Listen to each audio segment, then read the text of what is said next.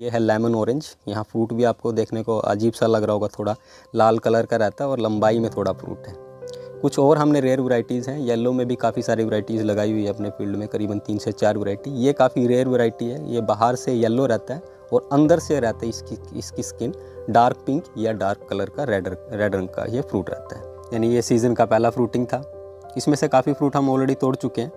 तो ये लास्ट ही वेव था, तो मैं सोच रहा था कि वीडियो क्यों ना बना लिया जाए, क्योंकि काफ़ी दिन हो गए थे, वीडियो भी अभी तक हमने पब्लिश नहीं की। यह है कि अगर बहुत ज़्यादा नंबर ऑफ़ फ्लावर काफ़ी ज़्यादा आ जाते हैं तो हम मधुमक्खियों के ऊपर डिपेंड नहीं रहते, तो हम क्रॉस पोलिनेशन करते हैं। जैसे आप देख पा रहे हैं यहाँ मैं और मेरे पिताजी नाइट के समय पे आ जाते हैं। आज ब्रदर नहीं आए, तो नाइट के समय पे मैं और मेरे पिताजी दोनों आ जाते हैं। तो हम कोशिश ये करते हैं मैक्सिमम से मैक्सिमम पूरे फील्ड में क्रॉस पोलिनेशन किया जाए। ये जो सेल्फ पोलिनेटेड वैरायटी नहीं होती वो कैसे दिखाई देती है, जैसे कि आप यहाँ देख पा रहे हैं, ये एक वाइट कलर की वैरायटी है। सभी किसान भाइयों को नमस्कार। किसान मित्र यूट्यूब चैनल में आपका स्वागत है। जैसे कि दोस्तों आप देख पा रहे हैं, अभी हमारा जो फर्स्ट वेव था उसका हार्वेस्टिंग चालू है। यानी ये सीज़न का पहला फ्रूटिंग था। इसमें से काफ़ी फ्रूट हम ऑलरेडी तोड़ चुके हैं। तो ये लास्ट ही वेव था, तो मैं सोच रहा था कि वीडियो क्यों ना बना लिया जाए, क्योंकि काफ़ी दिन हो गए थे, वीडियो भी अभी तक हमने पब्लिश नहीं की। और आप लोग भी वेट कर रहे थे कि इस बार का हार्वेस्टिंग हमारा कैसा जा रहा है, क्योंकि हम वीडियो ना डालते हुए ग्रुप के अंदर मैसेज डाल रहे थे। और काफ़ी किसान भाइयों के पास हमारे जो वीडियो के माध्यम से जो इन्फॉर्मेशन पहुँचती है वो नहीं पहुँच पा रही थी, क्योंकि काफ़ी सारे मेम्बर ग्रुप में ऐड नहीं है अभी फ़िलहाल।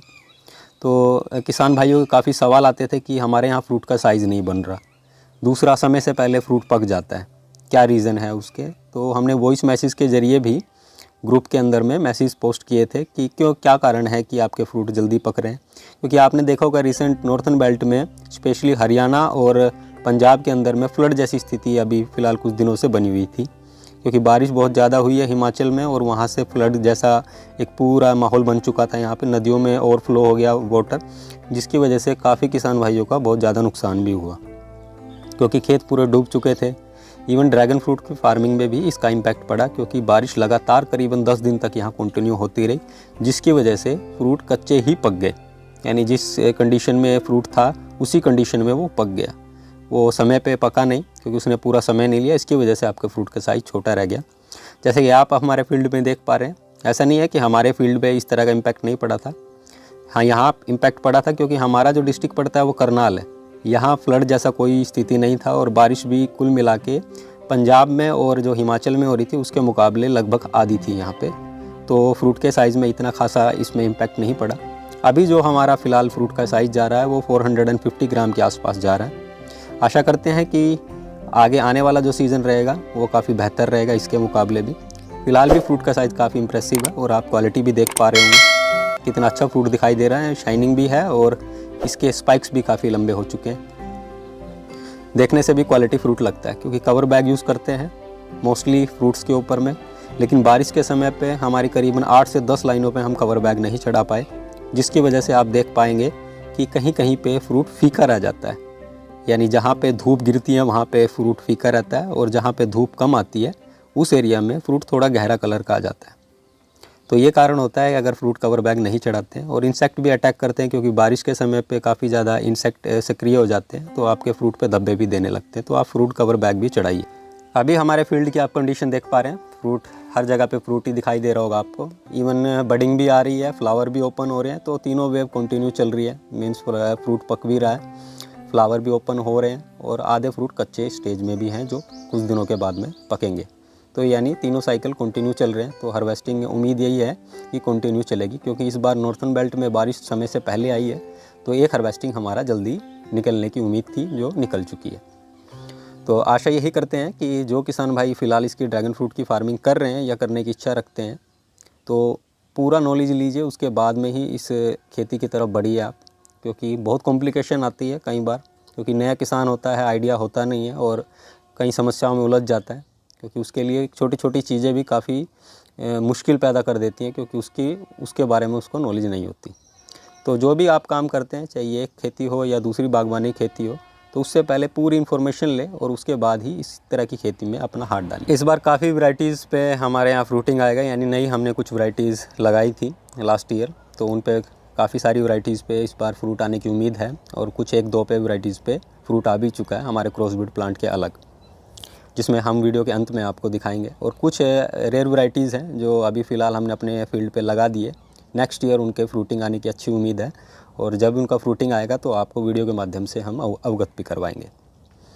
अभी फ़िलहाल जो फील्ड की हमारे हार्वेस्टिंग जो चल रही थी, यानी इस बार का जो हमारा सीज़न जो गया है, यानी जो फर्स्ट वेव है, ये लास्ट ही हार्वेस्टिंग हम कर रहे थे।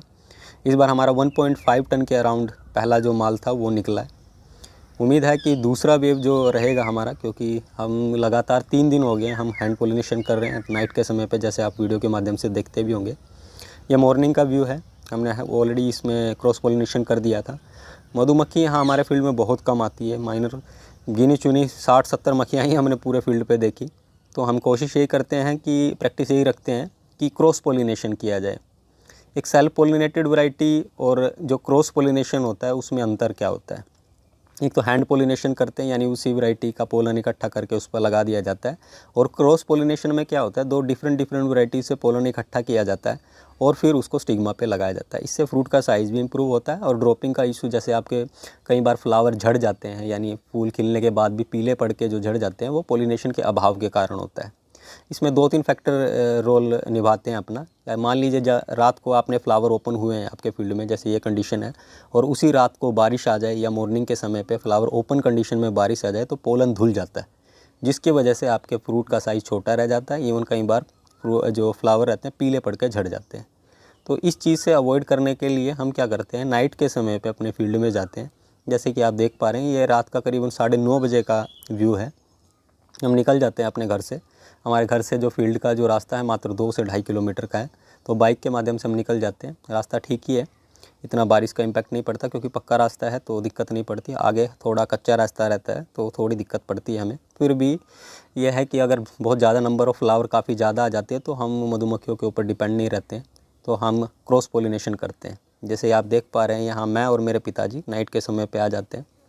आज ब्रदर नहीं आए हैं, तो नाइट के समय पे मैं और मेरे पिताजी दोनों आ जाते हैं। तो हम कोशिश ये करते हैं मैक्सिमम से मैक्सिमम पूरे फील्ड में क्रॉस पोलिनेशन किया जाए।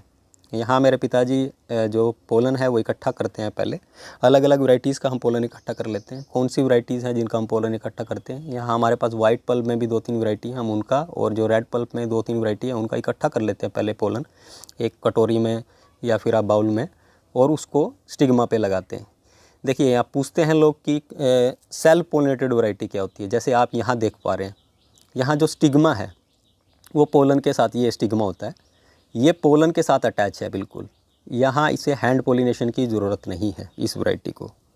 यहाँ पोलन अपने आप ही स्टिग्मा तक पहुँच जाता है, यानी ओपन क्लोज जब होता है तो वो स्टिग्मा तक पहुँच जाता है, और यहाँ फर्टिलिटी की कंडीशन पूरी हो जाती है, यानी फ्रूट बनने की संभावना ज़्यादा हो जाती है। कई वैरायटीज़ में क्या होता है, स्टिग्मा काफ़ी बाहर होता है, वो सेल्फ पोलिनेटेड वैरायटी नहीं होती, उसे आपको हैंड पोलिनेशन करना होता है, या तो यह आप हाथ से करते हैं या फिर उसे मधुमक्खियाँ करती हैं। अगर मधुमक्खी नहीं आती है तो उस कंडीशन में क्या होता है, अगर आप हाथ से हैंड पोलिनेशन नहीं करते हैं तो आपके फ्रूट का साइज़ छोटा रह जाता है उन वैरायटीज़ में जिनमें हैंड पोलिनेशन की ज़रूरत होती है। यहाँ एक वैरायटी और थी हमारे पास जिसका फर्स्ट टाइम फ्रूटिंग आया, ये लास्ट ईयर लगाई थी हमने, ये है लेमन ऑरेंज। यहाँ फ्रूट भी आपको देखने को अजीब सा लग रहा होगा, थोड़ा लाल कलर का रहता है और लंबाई में थोड़ा फ्रूट है। कुछ और हमने रेयर वैरायटीज़ हैं, येलो में भी काफ़ी सारी वैरायटीज़ लगाई हुई है अपने फील्ड में, करीबन 3 से 4 वैरायटी। ये काफ़ी रेयर वैरायटी है, ये बाहर से येलो रहता है और अंदर से रहता है इसकी स्किन डार्क पिंक या डार्क कलर का रेड रंग का ये फ्रूट रहता है। ये वैरायटी का भी प्रोडक्शन नेक्स्ट ईयर आपको फील्ड में दिखाई देगा। अब काफ़ी किसान भाई सवाल पूछेंगे कि जो सेल्फ पोलिनेटेड वैरायटी नहीं होती वो कैसे दिखाई देती है। जैसे कि आप यहाँ देख पा रहे हैं, ये एक वाइट कलर की वैरायटी है जिसमें देखिए स्टिग्मा पोलन से कितना दूरी पे है। तो इसे आप हैंड पोलिनेशन आप इस वैरायटी को करना ही होगा, चाहे वो मधुमक्खी करें चाहे आपको हाथ से करना होगा। यहाँ स्टिग्मा और पोलन के अंदर में काफ़ी अंतर है, तो इस चीज़ से निजात पाने के लिए आपको हैंड पोलिनेशन करना होता है। आशा करते हैं वीडियो आपको पसंद आई होगी। अगर वीडियो पसंद आती है तो वीडियो को लाइक ज़रूर कीजिए और चैनल को सब्सक्राइब करना ना भूलें। मिलते हैं एक नए टॉपिक के साथ नई वीडियो में। वीडियो देखने का आप सभी का बहुत बहुत धन्यवाद।